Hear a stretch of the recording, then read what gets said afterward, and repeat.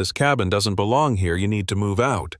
That's what they told me right to my face, like I was some squatter trespassing on my own land. I can still see Deborah Finch's fake smile, that practiced tone she used when she said it. It's the kind of smile that hides a knife behind the teeth.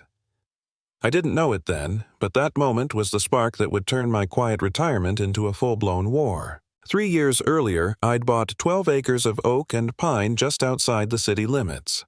Not inherited, not gifted, bought with every dime I'd saved after 20 years working as a forest ranger. I'd spent those decades studying boundaries maps, disputes between loggers and government land. I thought I'd seen every kind of power play there was. Turns out, I hadn't met an HOA president yet. The cabin I built took 2 years. Every beam, every nail, every code followed to the letter. The permits were clean, the land was mine, and for a while, life was quiet. My days were filled with the rhythm of birds, the smell of pine, and the sound of the wind cutting through the valley. Then came Willowbrook Estates, a shiny new HOA community built on the land next to mine. At first, they were friendly enough. Smiling families, polite waves. Even Deborah the president stopped by once with homemade cookies and a stack of flyers about community events. But as the months passed, those smiles turned into stares. The friendly waves became whispers. I started noticing cars slowing near my driveway, people taking photos of my cabin. I brushed it off, figured it was curiosity. I was wrong. They were studying me, measuring me up like a problem to be solved.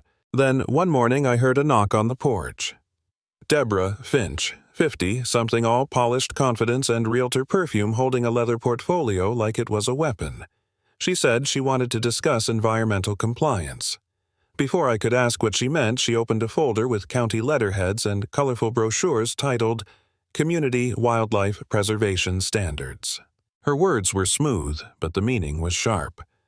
According to her, my cabin disrupted natural wildlife corridors and created visual environmental pollution.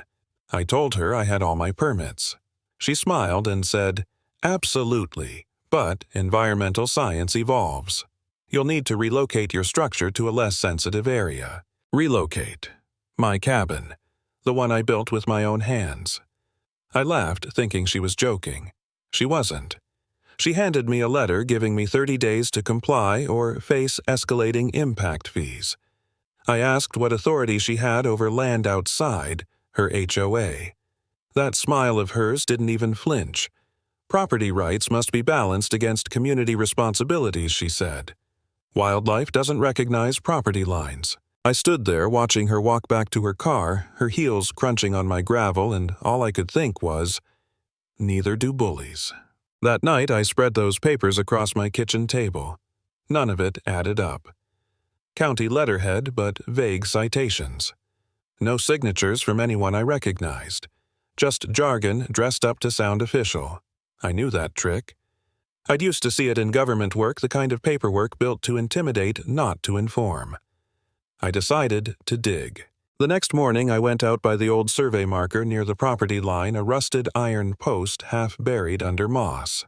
I'd passed by it 100 times before without thinking twice. But this time I noticed something odd, a hollowed corner in the concrete foundation near the cabin's southeast post.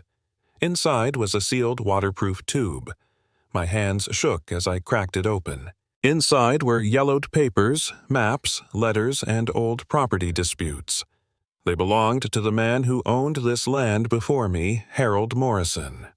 One letter stood out, a complaint to the county accusing Willowbrook's developer of extending Pine Street 50 feet past the approved easement right into his property. The man had been preparing to sue before he died. I spent the next day in the county courthouse digging through dusty archives. The clerk confirmed multiple disputes, conflicting surveys, complaints, unresolved boundary issues. Then I met Elise Monroe, a property lawyer who happened to be researching the same developer. When I showed her Morrison's documents, she looked like she'd found a missing puzzle piece. "Logan," she said, "if these maps are right, then part of Willowbrook, their road, maybe even some houses were built on your land." It hit me like a falling tree. The HOA telling me to move my cabin. They were standing on my property. They weren't protecting wildlife, they were protecting a lie. Elise arranged for a new survey. While she worked on that, Deborah called me again, asking to discuss compliance. This time she brought back up the HOA treasurer and secretary. We met at a busy cafe. I guess she wanted witnesses. She started talking about fines and county deadlines waving official letters like victory flags. I leaned in and asked one simple question. Deborah, do you know if Pine Street was ever legally approved? The way her eyes flicked to the treasurer said everything. The color drained from his face. The secretary fidgeted with her pen. I laid Harold's hand-drawn map on the table. Because according to this, I said your main road and 3 of your homes sit on my property. The cafe went silent. You could hear forks drop. Deborah tried to recover, accusing me of harassment, saying lawsuits like mine could destroy property values. I told her calmly, I'm not trying to destroy anything. I'm just not moving a cabin off land that's legally mine. Then I stood, leaving her and her entourage frozen under the weight of every curious stare in that room. Within days, the smear campaign started. Suddenly, I was that guy suing the neighborhood. At the hardware store, people stopped talking when I walked in. The mailman avoided eye contact. Rumors spread faster than wildfire that I was greedy, unstable, dangerous. I'd seen manipulation before, but it still got under my skin. One night, I sat on my porch staring into the fire, wondering if maybe I was making things worse. Maybe I should just let it go, sell the place, start over somewhere quieter. But then I remembered Harold Morrison, a man who fought the same fight and died before he saw justice. If I gave up, I'd be burying the truth right beside him. So I fought back. I wrote an anonymous letter not to accuse, just to ask questions. Did your HOA ever confirm Pine Street's legal boundary? Are you sure your homes are on authorized land? I dropped copies in every mailbox at Willowbrook Estates one night. By morning, the neighborhood was buzzing. The narrative flipped. Whispers turned into arguments. Deborah's once loyal board started fracturing. People demanded transparency. A few even reached out to me quietly, saying they'd always suspected something was off. Then came the county's move a compliance order, giving me 48 hours to submit a remediation plan or face property seizure. That was the final straw. Elise called in a specialist, a drone surveyor named Marcus Webb. He flew over both properties, mapping everything down to the inch. By the end of the day, the data was undeniable. My land extended 60 feet beyond the line. Pine Street, their precious access road, was entirely on my property.